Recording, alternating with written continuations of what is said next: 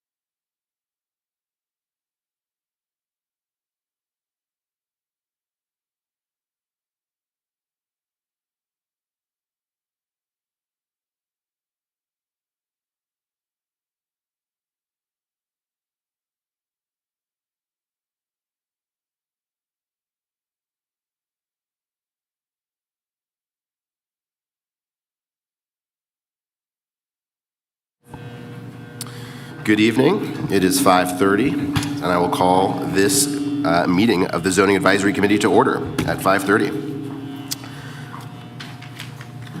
That is item 1.01. I want to say thank you, first of all, to the Stead Elementary School community for having us out here in the community, as well as the whole ZAC support team. I know it's not easy, so thank you. That brings us to item 1.02, roll call. Polly Boardman.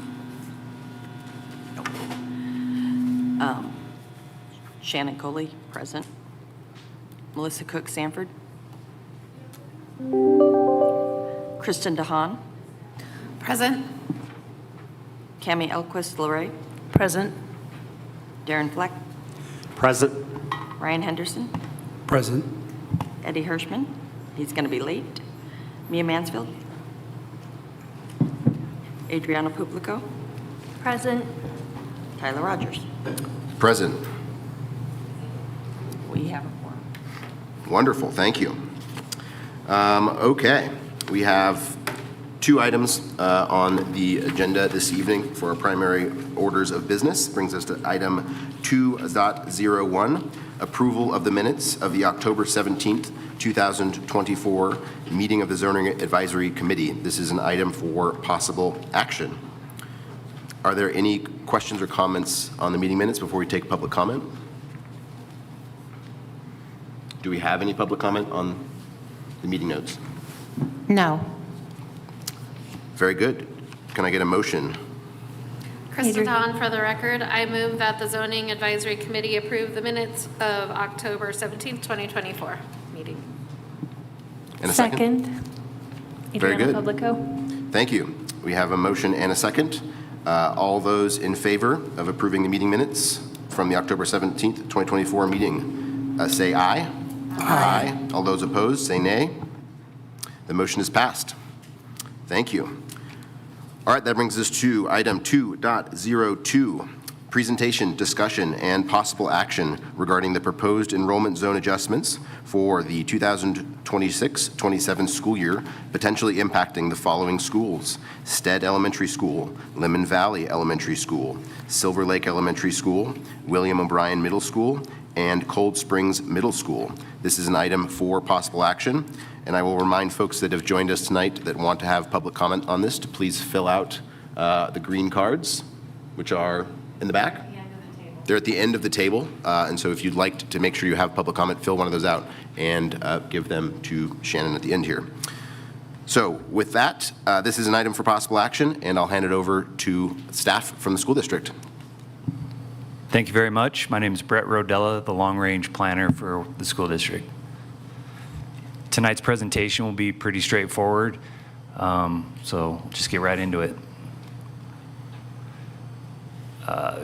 We visited this slide last meeting. I discluded a part on school of choice, but the reason I'm bringing this up, it's the administrative regulation on the alignment of school attendance zones, and this section addresses grandfathering of students that would be 5th graders and 8th graders of any impacted schools through this rezone process. The reason I want to kind of key in on it is I think it affects the motion that you define. The language here says realignment of school zones may be considered by the committee as part of the recommendation. That language may be, to me, indicates to me that you have to specify that grandfathering is mentioned in your motion. Legal might have a different perspective on that, but based on my interpretation on this, and if I were in your shoes, I would specify that within your motion. So, moving forward on the review of options that we looked at last week, option 2, which includes the Stead to Silver Lake section on the west side of Stead Boulevard, and then the Lemon Valley to Stead north and south sections. Option 3, which we'll revisit these again tonight, includes the Stead to Silver Lake, Lemon Valley to Stead south only. Option 4 is make no enrollment boundary changes, and then we'll get into option 6. And just to specify, per your motion last week, we eliminated options 5 and 5A. So to get into the options, 2, 3, 4, and 6, before we get quite there, I wanted to address the LV, the Lemon Valley to Stead North section, the little hatched polygon in the center of the map here. If you look at the map, and you'll see the big yellow polygons within the center of the map, those yellow polygons outline the Sky Vista subdivision. I wanted to tee this up just for further insight and context as it pertains to that Lemon Valley to Stead North section. That section does fall within the Sky Vista subdivision, and I wanted to show you the relationship of the Sky Vista subdivision relative to New Stead, the zoning recommendations, and where that section currently goes to, which is Lemon Valley Elementary. It's the only section, that LV to ST North is the only section of that subdivision that goes to Lemon Valley. So this compels me on the motion or the action to move that section to New Stead. I leave that in your hands, but I just kind of wanted to point that out, which we did not quite address in earlier meetings. Adriana Publico for the record. Where do the rest of the students go in that subdivision? Yeah, so you'll see the white line that's just above that little red hatch section. Those students go to Desert Heights Elementary, and we're not going to entertain or propose any changes there. However, everything south, sort of to the southwest, those students attend Stead currently, and will, with all of our options, will attend New Stead. So option 2 is the same as we've seen in previous meetings. It includes the Stead to Silver Lake and Lemon Valley to Stead North and South. Impacted students in parentheses, those are the students that would be impacted that attend the zone school, currently zoned. Here's before and after.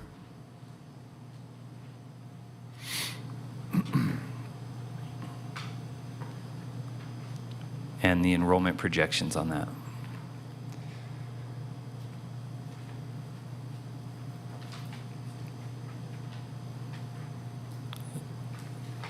Lemon Valley Elementary is set to be reconstructed in the 2031 to 33 timeframe per the facilities modernization plan.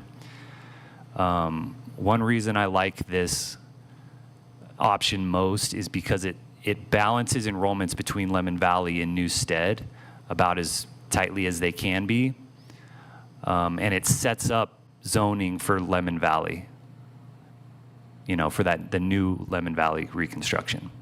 Just pointing that out.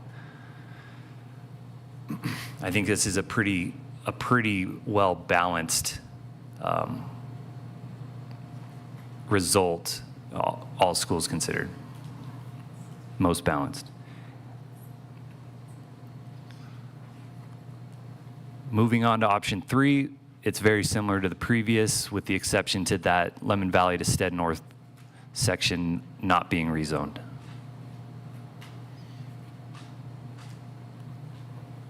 Here's the after.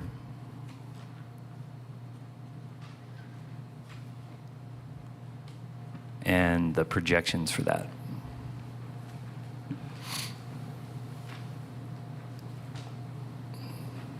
Not a tremendous change here, but again, that LV, the Lemon Valley to Stead North section, has that adjacency to the Sky Vista subdivision that I think carries some weight and justification for the rezone. Brett, Yep. but the difference between option 2 and 3 is the ST to SL.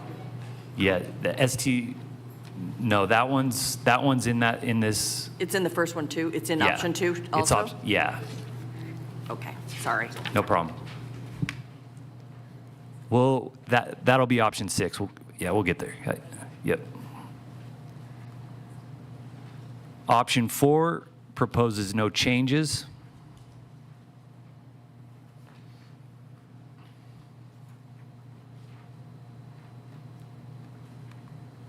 And the student enrollment projections for that.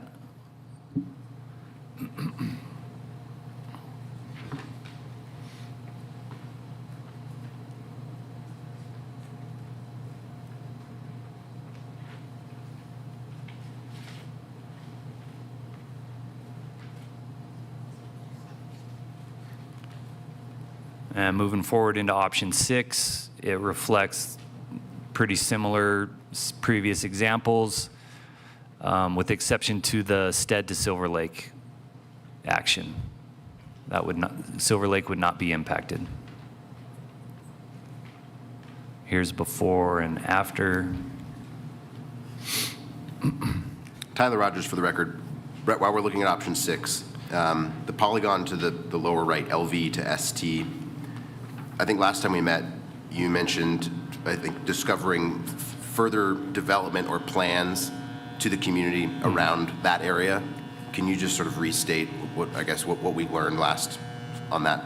Yeah, and it has more to do with Lemon Valley Elementary School zone entirely, rather than just that section. We went back with our development consultant and came to the determination or the conclusion that we anticipate development in Lemon Valley Elementary School's entire zone to be more intense.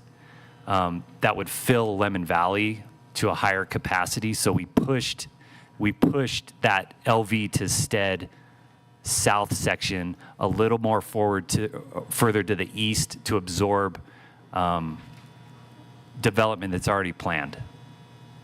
Does that make sense? It does, yes. So I think Okay. what I conclude from that is there is some need for Lemon Valley relief because we know there's more relief or development coming. Per the intensity of the development, yeah. Okay, Yep. thank you. Yep. So here's the before on option 6 and after.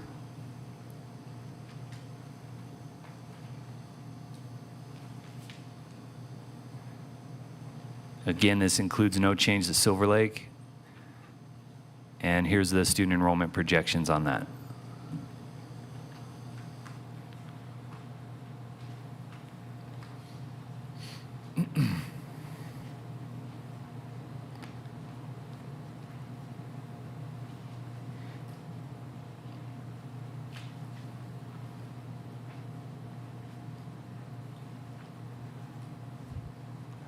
So that about sums it up. We're looking at, again, options 2, 3, 4, and 6. Staff recommendation is 2.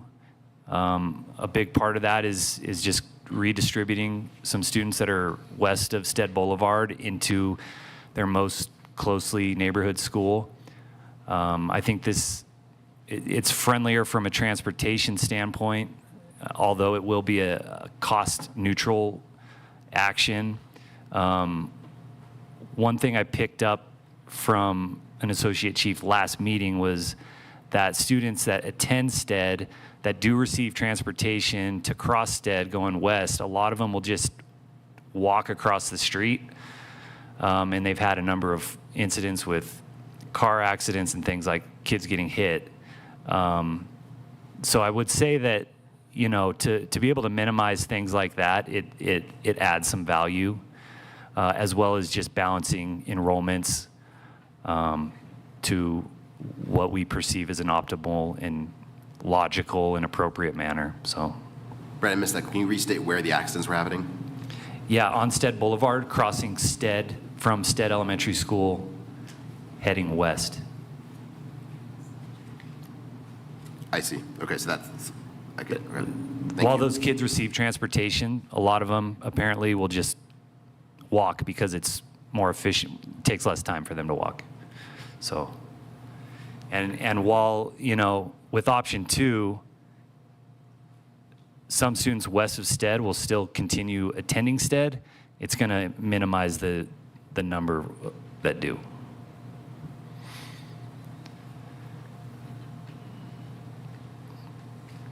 Perfect. Any other questions that the committee has of staff? This is a time for us to have a dialogue with them before we take some public comment.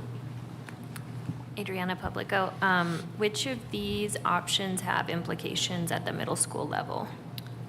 Options 2, 3, options 2 and 3. And anything that affects Silver Lake will affect students that currently attend O'Brien will be rezoned to Cold Springs. Okay, thank you. I think that's really important to call out, is that if we include the polygon to the left of moving that ST to SL, that does change the feeders.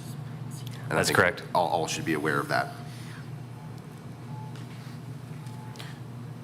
I think I've asked this a few times, but I think given we have some public involved too, I'm just sort of curious to understand from staff this is a very different brush fire chart than we're used to seeing. This is not like a clear overcrowding situation. Mm-hmm. And so I'm still trying to wrap my head around the need for change other than we have a new elementary school of just, because I think part of our ethos also has to be minimize change to Yeah. the community. So I want to be Absolutely. crystal clear of like why. Sure. Understood.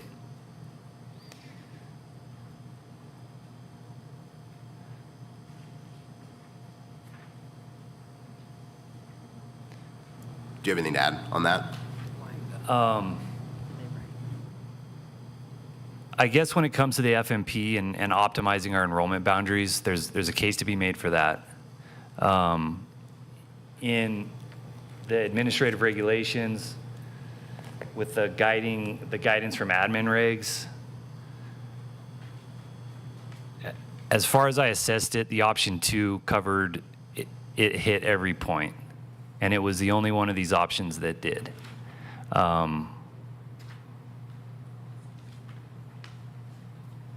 So when it comes to a rezoning decision, that's where I would favor the impact to Silver Lake. However, there's a case to be made that impacting families carries weight. And I think receiving their comment on that is, you know, about as deep as that can get. You know, I can't give you their point of view. And I think that was sort of my next question. I don't know if there is some staff from any of the impacted schools here. I reached out to all of the principals at the elementary schools to see if we could engage in the PTAs. Cool. So wonderful. So if you guys can submit public comment, I would really value hearing just from you guys and impact on the community and knowing preference or sort of thoughts on these, because that's really valuable. Any other questions that the committee has of, yes, please. Yeah, Cami Larray for the record. So when you say that option 2, I believe, hit every point of the acronym that you just used, I assume it's a plan. Could you sort of give us a feel for like hitting every point? What points are you referencing? Yeah, so let me pull the map up so that we can reference that.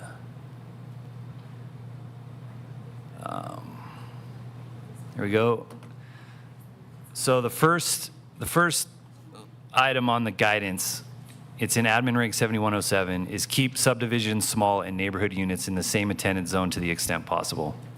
Second, assign students to the closest school to the extent possible. I think that's the biggest one. Third is create compact attendance zones with few or no island areas.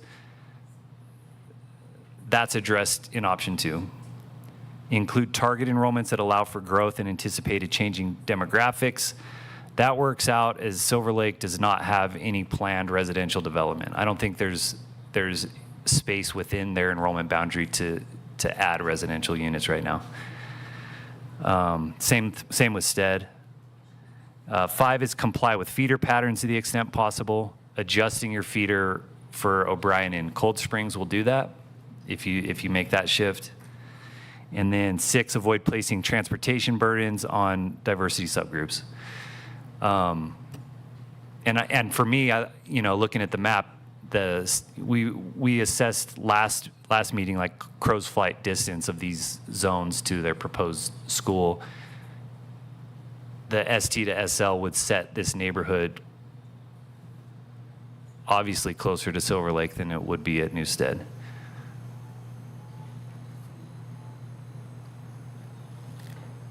Any other questions we have of staff before we take some public comment? Very good. Thank you, Brett. Thank you. Do we have any public comment on item 2.02? Yes, from Courtney Seago. Hi, Courtney. Cool. Just step on right up to Right that here. mic and push the little face with curves coming out of it. And you have 3 minutes. Okay. My name's Courtney Seago. I'm the principal, the current standing principal at Silver Lake Elementary School. My initial concern is I would like to understand where the projected numbers are coming from, because I'm currently sitting at 504 students. And we recently, this year, the Copper Mesa apartments, the ones right off of Red Rock, opened. And I have gotten over 85 students since August enrolled from the Copper Mesa apartments. So when I look at next year's projections, it's showing at 462. And I'm getting new students every day from the apartment, so I'm confused as to why the projection's even lower next school year than what we're currently sitting at. I gained 2 new allocations this year just because of the amount of students we gained from Copper Mesa. I don't know if I have 3 minutes worth of things to say, but that would be my main concern, is that we had we have almost 100 new kids this year just from that one apartment complex. So I'm concerned that the projections may be off, initially I was told, so the apartments were actually supposed to open last school year, and I was initially told I was only going to be gaining 8 students from the apartments, and now I'm sitting at almost 100. So that was off. So I'm concerned with the rezoning, and I'm not opposed to taking new students, so I don't want that to be heard today, because I'm always willing to take new kiddos. But the numbers seem really off to me. So how many more kids will that, going with option 2, how many more kids is that gonna add? Also considering Copper Mesa is not full yet. They did a staggered opening, and so every time they open a new section of building, I get an influx of more registrations of kids. So I just wanted that to be on the record of what's happening currently in our building. Thank you very much.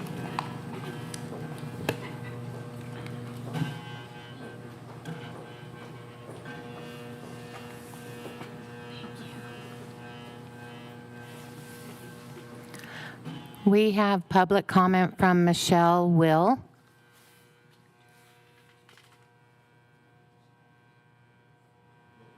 Michelle Will, I'm the principal here at Stead Elementary. I think this was originally the staff recommended choice because of the railroad tracks and the students crossing the street.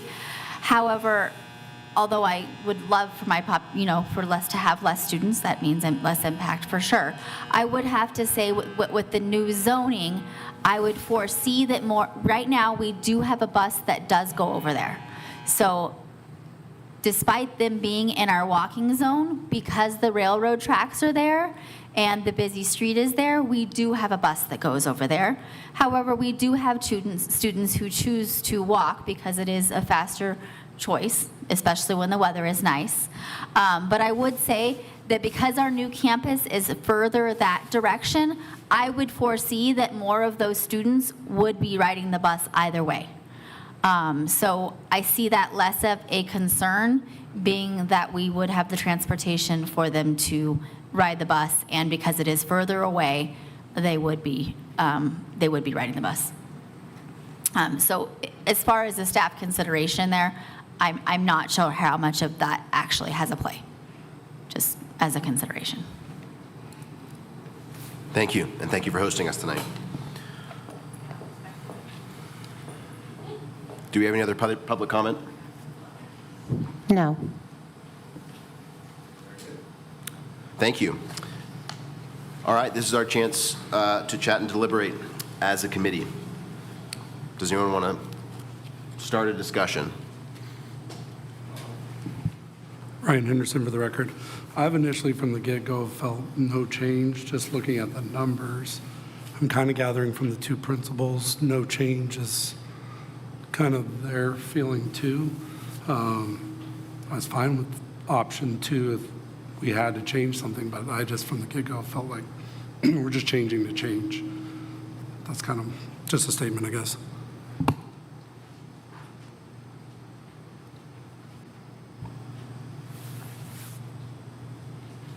Any other expansion?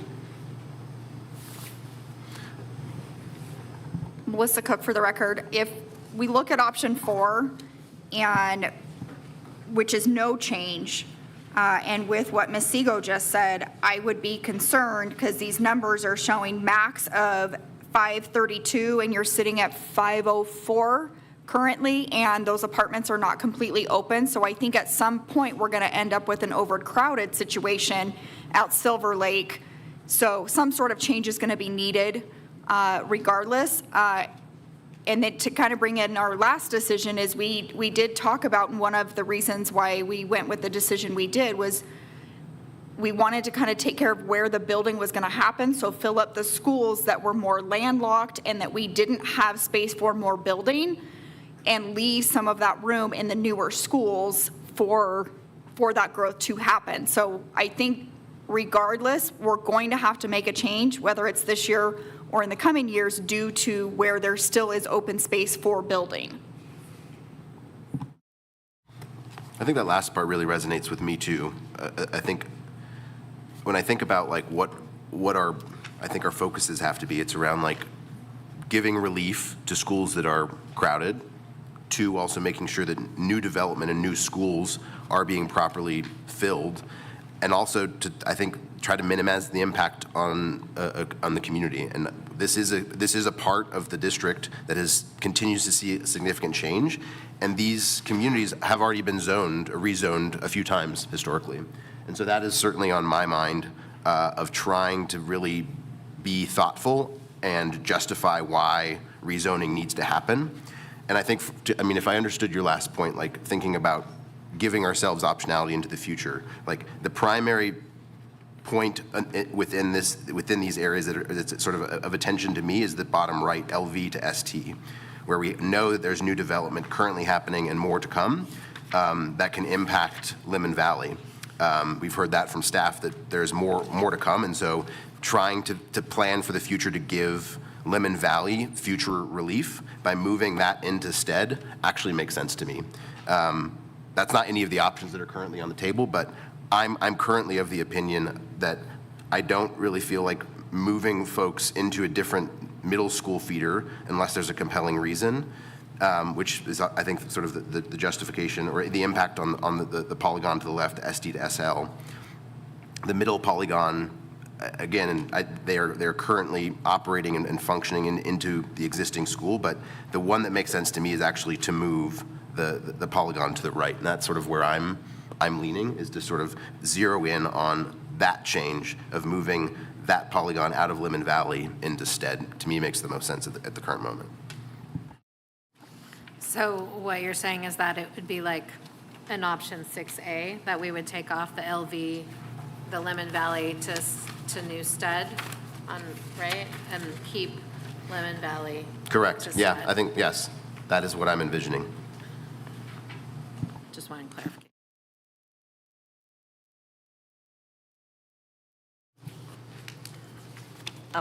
I'm looking at the no changes on number 4, and there is, I mean, I'm assuming that these are projecting out and looking what's coming, correct, in 2033. You're looking at what's opening, and the numbers just aren't there. I understand you're concerned about what's coming, but wouldn't it show what's coming on here? Yeah, and that's why I think that the yellow that we see in Lemon Valley is what's coming. So there's actually a forecast of yellow. Like, there's actually a forecasted impact, and we know there's more development, even more, that's coming. But that, yes, that should be reflected in here, which is that is the only sort of. And is 90 bad? Yes. Okay.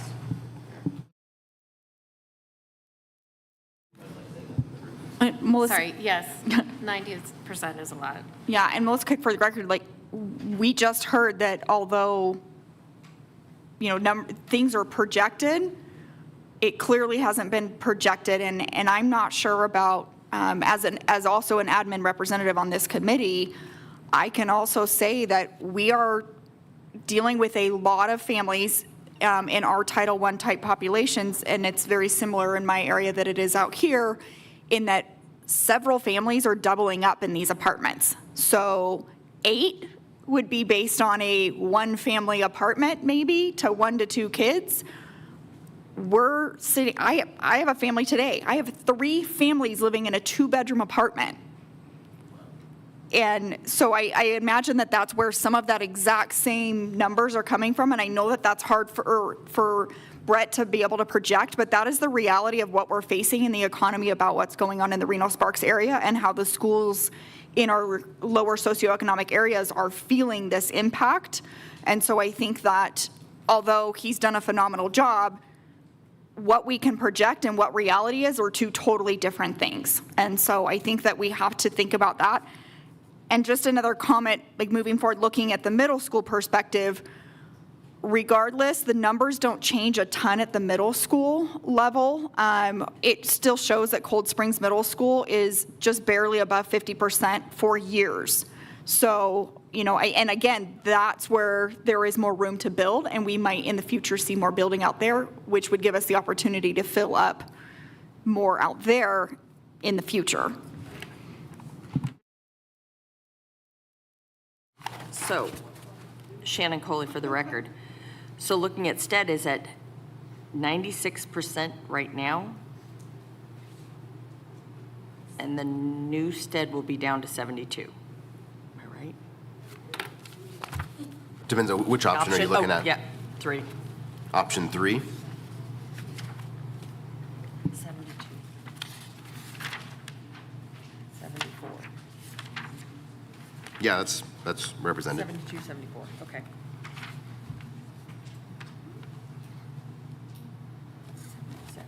Are there other thoughts from?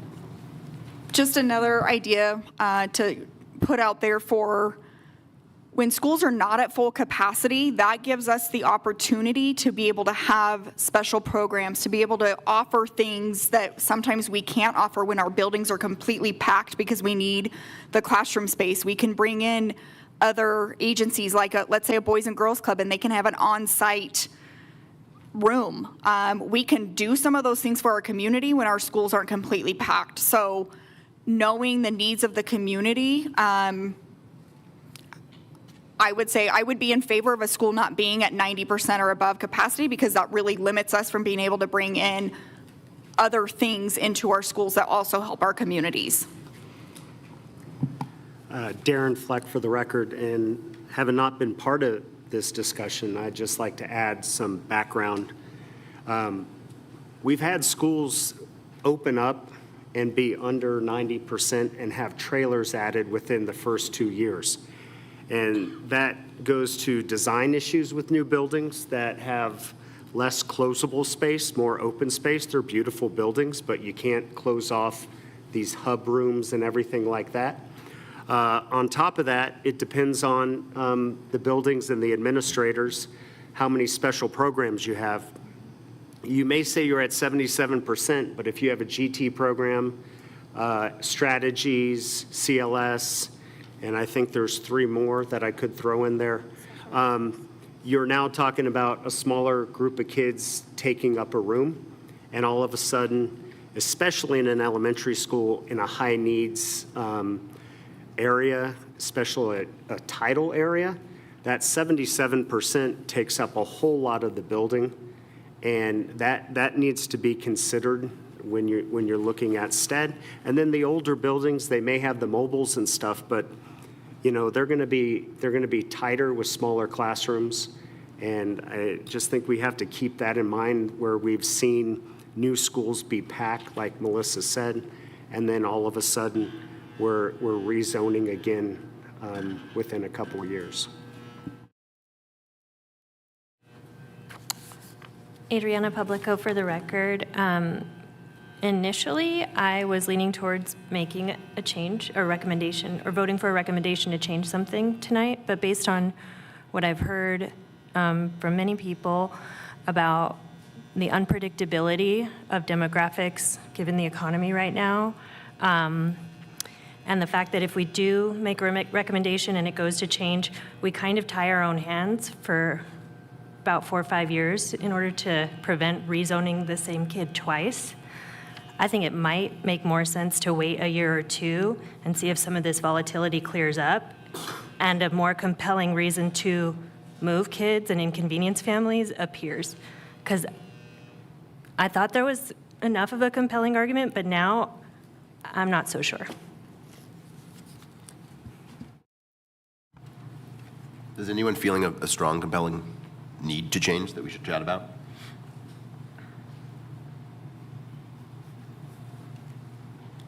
I don't know if it's a strong compelling, but I know charter schools was probably part of the prediction or the projections on this because they were taking a lot of students. The families 2, 3 to an apartment is skewing the numbers.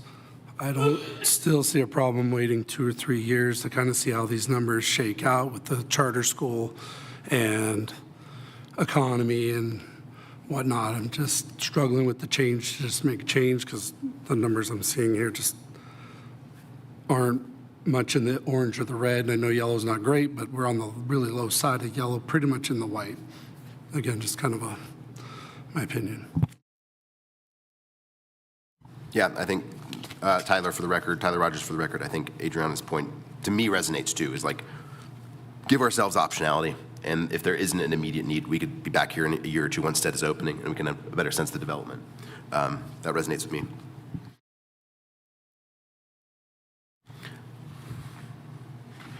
Cami LeRae for the record. I'm looking at the Lemon Valley numbers specifically with the high level in the 80s and popping into the 90s very soon. That's my only concern with holding on and making a decision, and especially with any type of growth that might happen. It seems to me that that's a population that we're putting a lot of stress on by not considering action sooner than later. I guess the balance is when's the right time to, as far as a sense of urgency, when have we tipped past that bell curve? That's what I'd like to try to have my hands around before I shove off a decision. I see your point, Cami, but if I'm looking at it correctly, then we're not in the yellow until 2029 in Lemon Valley. And if today, in November of 2024, we're talking about changes that would go into effect in fall of 2026, then I think we have a few years to see what that looks like, if these projections are truly accurate, if they're better or worse in any way, and make a more informed decision at that point. Kristen DeHaan for the record. And I believe, Brett, you said the 2030, 2031 is when they would be doing the FMP for a new Lemon Valley. So that would probably take that into account.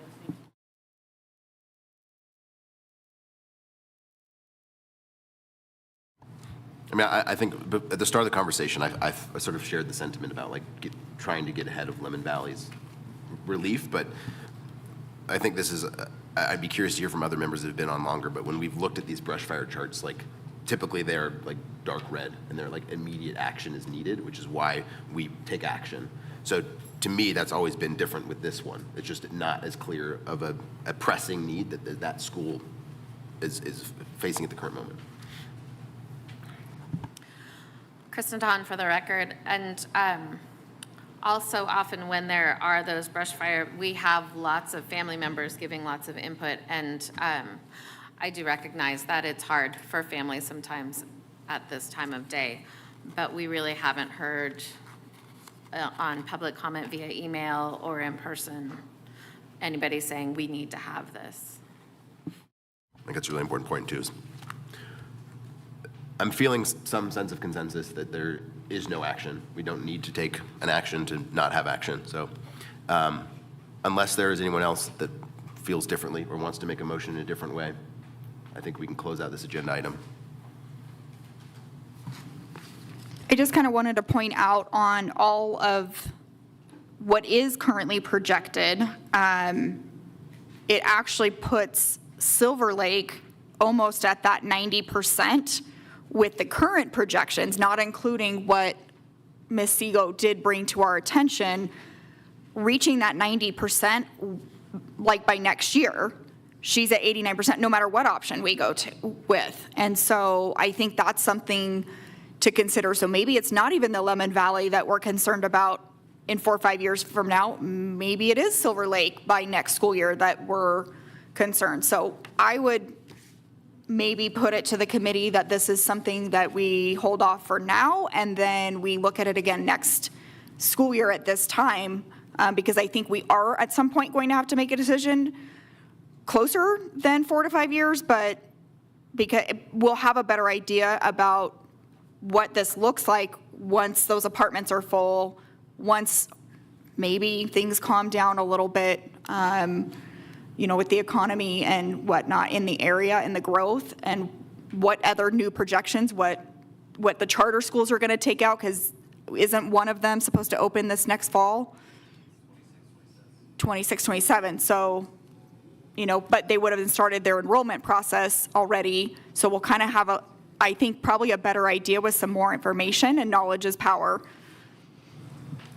Yeah, I tend to agree. And with the county's sort of, I don't know, calling it a variance process, but a new optionality of going to different schools, like there could be a lot of folks that select to go to the new elementary or new Stead that we don't really know how that will play out. So I also think giving ourselves optionality in the future is spot on. So I'm not seeing any action or a motion on the floor. So I think with that, we can just close this agenda item. Thank you for the deliberation.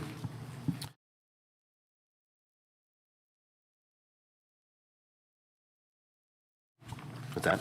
No action for no action, yeah. Okay, that brings us to, through our primary business for the evening, which brings us to agenda item 3.01, general public comment. Do we need to make an official recommendation? I don't think we. For the record, Tammy Zimmerman, Chief Facilities Management Officer, you have options in front of you, and one of them is to not change anything. And so that is the option, and you need to make that recommendation and do it that way so that we close that out. Okay, so you actually want us to pass a motion for Yeah, I actually need you to number 4? Pass. Yes. Okay, cool. Very good. Are we able to, Melissa Cook for the record, are we able to, within this motion, say this is what we're recommending at this current time, but we would like to readdress this next year? That is something that we would deal with the chair and the vice chair, because that's when we do the agendas. And as you guys, as members, can advise your chair and vice chair of what you'd like to see. So I think, I don't know if there's harm in amending the motion for that. Is that a problem if that's part of it? Yeah, you can absolutely put that we would look at that at a future time. Do realize that with the FMP coming up, you're going to be looking at a lot of schools and rezoning. So think about how many you want to talk about at a time. We'll get super efficient. We'll just crank through this next time. And that doesn't mean you can't, right? We've done 2 at a time in that, but yeah. It's going to start coming quicker and quicker. Good warning. We look forward to it. Great. So then with that, is there a motion on the floor? Yes, Melissa Cook, for the record, I would like to motion that we go with option 4 to make no enrollment boundary changes for the upcoming school year and revisit an amendment to that option would be that we revisit this come next school year. Ryan Henderson, for the record, I second that.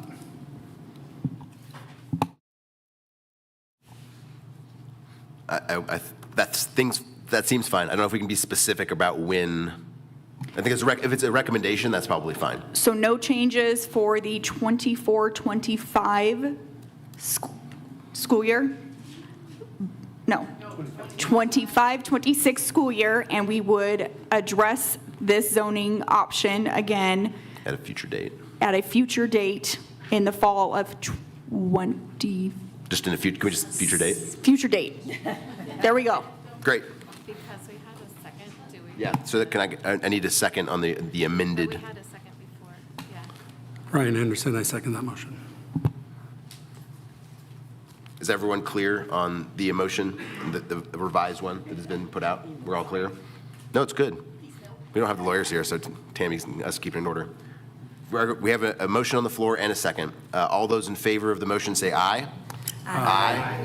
All those opposed say nay. The motion carries. Very good. Thank you, Tammy, for being clear that we needed to get that done. That brings us to agenda item 3.01, general public comment. Do we have any general public comment? No.